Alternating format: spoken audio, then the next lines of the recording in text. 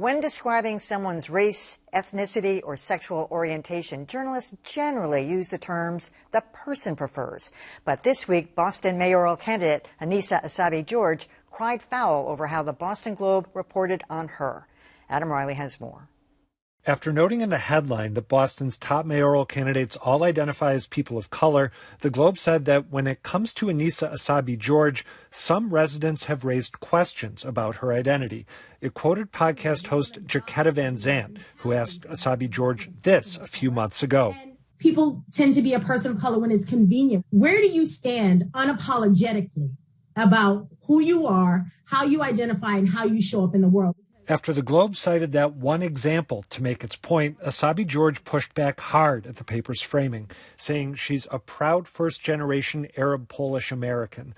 She tells Beat the Press that while the Globe treated the other candidates' backgrounds with sensitivity, she feels hers got dismissed. They write this very, beautiful reflection on all of the candidates. And then they get to my paragraph. And it's this sort of like, yes, but her experiences don't matter. It's just frustrating and hurtful and aggravating when some question my identity. Essaibi George also says in her interview with Globe reporter Megan Irons, she felt like she was being grilled.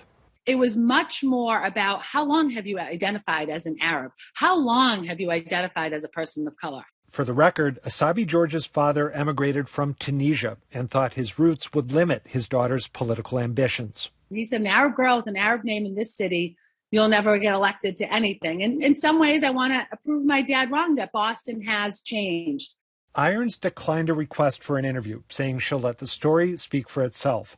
One point it makes, loudly and clearly, for the media covering Boston's mayoral contest, race and ethnicity are a huge and potentially thorny part of the story.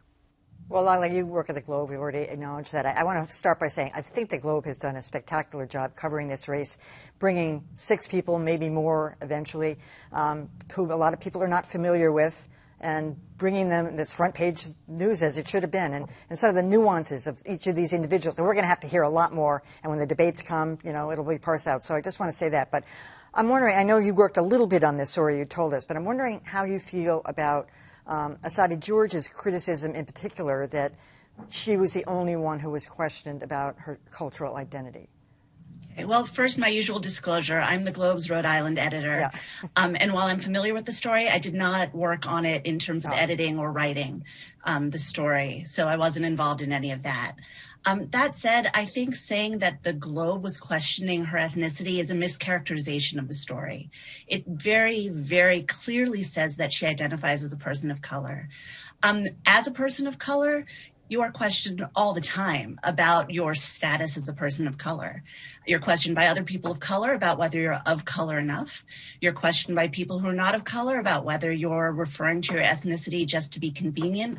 So I get that frustration. I get that kind of insulting feeling. I don't think that that's what this piece did.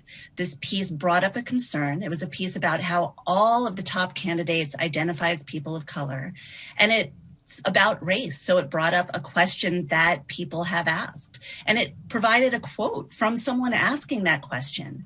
And then it gave several paragraphs in which she was able to explain her position and say how she identifies. I mean, her father's from Tunisia. That's in Africa. I mean, she could have said she was African American. No one could question that either. That's not how she identifies. The Globe has consistently identified her the way she prefers to be identified. So I think that saying that this is the Globe holding her to some bar that she's unable to meet or that she's being prevented from meeting, I just don't think that's accurate. This is such a tricky topic, and it's become in the past 5 years, 10 years, even more prominent in politics. And I think it's going to be really interesting and challenging for all media outlets to navigate this terrain. I think the Globe is just one of many that's going to have to grapple with this. The story itself, the fact that Boston is now most definitively not going to be led by a white man is newsworthy and interesting. It really says a lot about the changes in this city. And so the story itself is quite legitimate.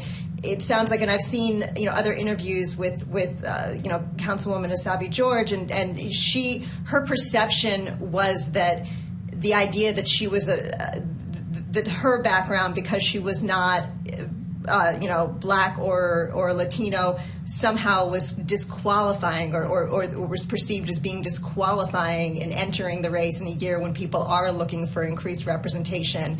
And she felt that personally, and it's hard to argue with anyone's kind of personal approach to these topics. So all I can say is good luck to every news organization trying to navigate this terrain. Well, first of all, jackpot for Councilor Essaibi George. At an early stage of the race where outside of acting Mayor Kim Janey, they're all sort of scrambling to get TV time and get some visibility, she scored big here and has an opportunity on one of the city's premier outlets to talk about her background and to take to throw a sharp elbow at the Globe, which is a popular pastime in many barrooms around the city of Boston and other quarters. I don't know Megan Irons, but she seems like a pretty good reporter to me, and I wasn't offended or struck somehow by that article in a negative way. I think the broader point here is that while who these candidates are and race is certainly out there as an issue, in the end, my experience in my 150 years of covering local politics is that Boston voters don't necessarily vote along identity lines, just ask Tito Jackson how it went in the Black wards and precincts against Marty Walsh some years back. I totally agree with that. And I would say that the more important thing is going to be what these candidates are going to offer people of color in terms of their policies than what their exact background is. It kind of reminds me a little bit of during the presidential race when many in the gay community thought that Pete Buttigieg wasn't gay enough because he had come out late in life and had a different experience than a lot of LGBT people now. But I think that, this is America. You should be able to be from any background and make it to anywhere that you want to go. I will say one thing on the media side of things. Don't ever write some people unless you're willing to name them more than one of them.